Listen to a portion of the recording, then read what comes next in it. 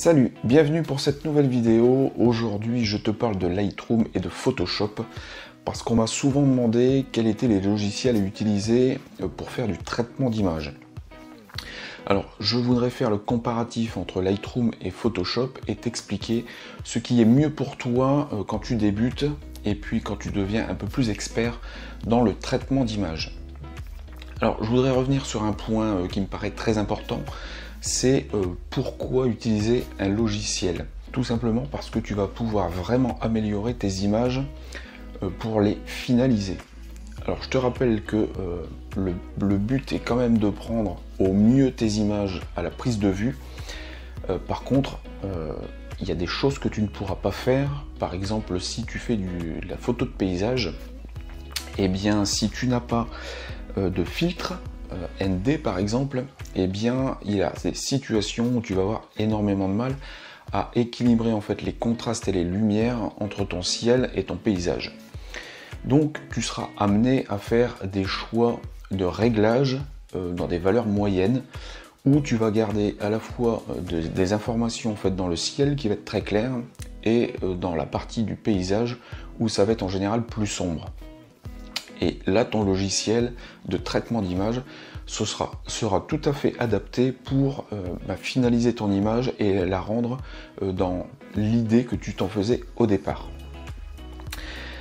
Alors, bien sûr, je te rappelle que je préconise de prendre tes images en format de fichier RAW, puisque ce sont un format de fichier qui va contenir énormément d'informations et où tu vas pouvoir apporter énormément de modifications suivant les paramètres que tu veux obtenir sur ton image.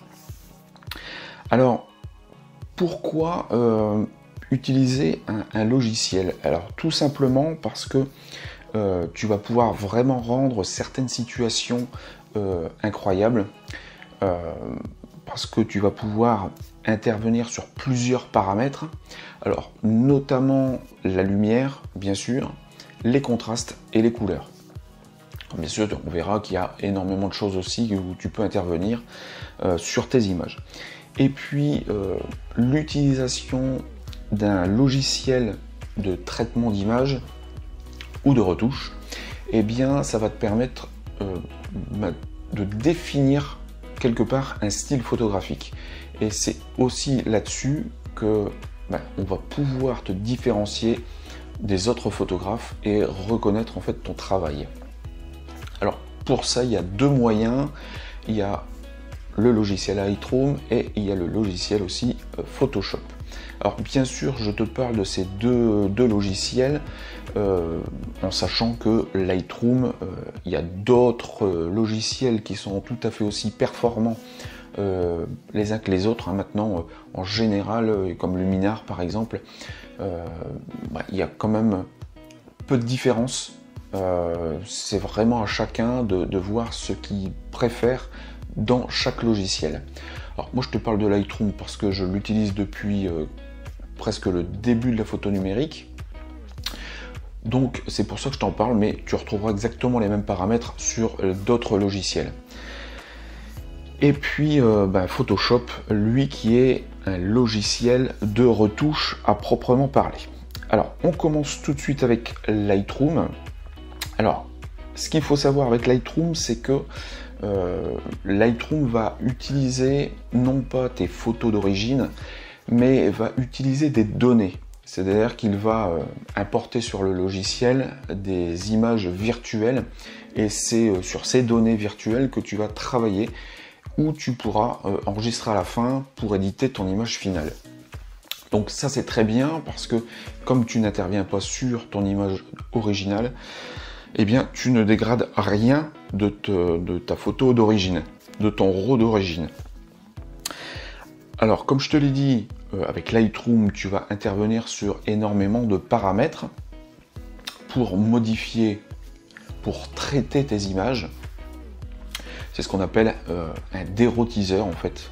Donc tu vas traiter ton fichier RAW, puisque je te rappelle que comme il a beaucoup d'informations, que ce n'est pas un fichier qui est compressé comme un JPEG, quand tu vas regarder ces images sur ton écran d'ordinateur, elles vont paraître un petit peu fades et tu vas vraiment pouvoir apporter beaucoup de choses en fait à ton image finale.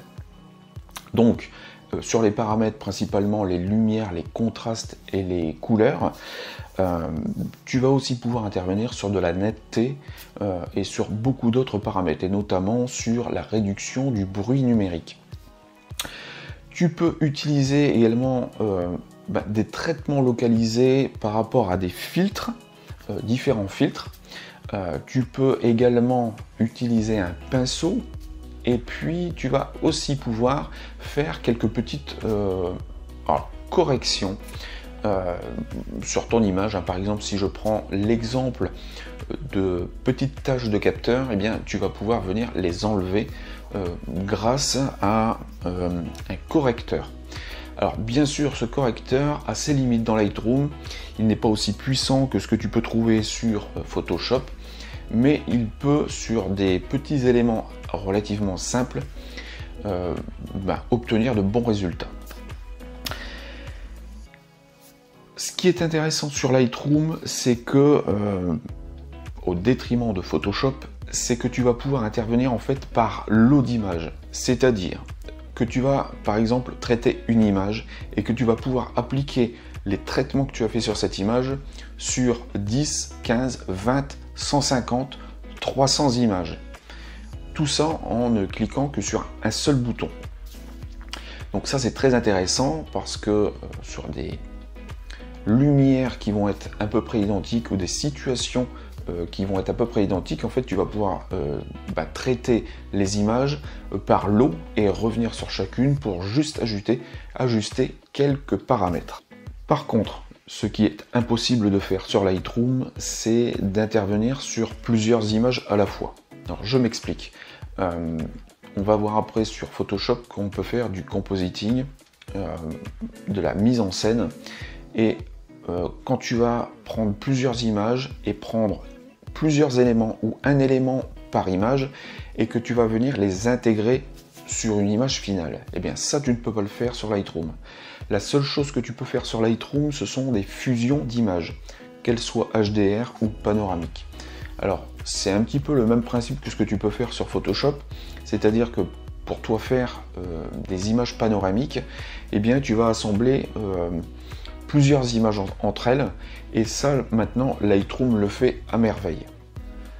Alors, tu peux voir que ce soit dans Lightroom ou Photoshop, en fait, quand il te propose la photo panoramique finale, eh bien, il y a des manques à certains endroits. Eh bien, Lightroom, maintenant, va pouvoir te combler ces vides, et il le fait d'une façon assez incroyable. Je l'ai utilisé sur plusieurs images, et très honnêtement, sur chaque image, le résultat était parfait. Photoshop est un logiciel purement de retouche photo. C'est-à-dire que tu vas vraiment venir retoucher des images et enlever ou ajouter des éléments. C'est un logiciel qui va être plus dédié à de la création d'images, comme sur de la mise en scène ou du compositing. Ce qu'il faut savoir sur Photoshop, c'est que par rapport à Lightroom, il va intervenir directement sur ton image d'origine. C'est-à-dire que tu vas dégrader l'image d'origine, tu vas intervenir sur les pixels. Donc, pour éviter au maximum la dégradation de ta photo d'origine, il y a quelques astuces à avoir, notamment lorsque tu importes une photo sur Photoshop, c'est de faire une copie. Et après, alors ça c'est le principe de Photoshop, mais tu vas travailler avec des calques. Et puis tu feras une fusion de tout ça à la fin pour avoir ton image finale, et c'est cette image finale que tu vas importer en JPEG en tous les cas pour pouvoir la communiquer là où tu le désires. Alors comme je te le disais, Photoshop c'est vraiment un logiciel de retouche. Bien sûr, tu peux faire quasiment les mêmes réglages que ce que tu fais sur Lightroom, mais ça va te demander beaucoup plus de temps et une pratique beaucoup plus assidue pour y arriver. Pour de la retouche, ça peut être vraiment très intéressant lorsque tu fais du portrait, de la mode, quand tu vas venir retoucher la peau de tes modèles, parce que tu vas vraiment pouvoir le faire d'une façon très fine et de façon très localisée. Tu vas également pouvoir utiliser en fait ce logiciel pour du corporate, notamment alors pour du portrait d'entreprise, mais aussi pour du packshot, parce qu'il y a certains objets où tu vas être obligé d'utiliser des astuces pour les présenter. Tu vas être obligé de venir enlever certains artifices que tu auras utilisés pour présenter le produit, et donc Photoshop est franchement le logiciel le mieux adapté pour ça. Alors quoi choisir entre Lightroom et Photoshop? Si tu es débutant, je vais te préconiser bien sûr l'utilisation de Lightroom. Ce logiciel de traitement d'image sera largement suffisant pour toi démarrer. Alors même si quand tu vas devenir expert, tu pourras utiliser que Lightroom, hein, il y a énormément de photographes professionnels qui n'utilisent que Lightroom et peu ou pas Photoshop. Donc tu vois, c'est vraiment un logiciel fait un petit peu pour tout le monde. Très simple d'utilisation, il y a énormément de paramètres sur lesquels tu vas pouvoir intervenir et donc traiter ton image. Et tu auras une excellente qualité à la fin pour toi éditer sur tes réseaux sociaux ou sur papier. Ce qui est très intéressant aussi, c'est que tu vas pouvoir, comme je te l'ai dit, traiter des images par lot, ce que tu ne peux pas faire sur Photoshop. Donc tu vas vraiment gagner un temps incroyable sur tes traitements et sur le temps que tu vas passer devant ton ordinateur. Ça va te permettre aussi Lightroom, ou un équivalent bien sûr, de faire un classement d'images.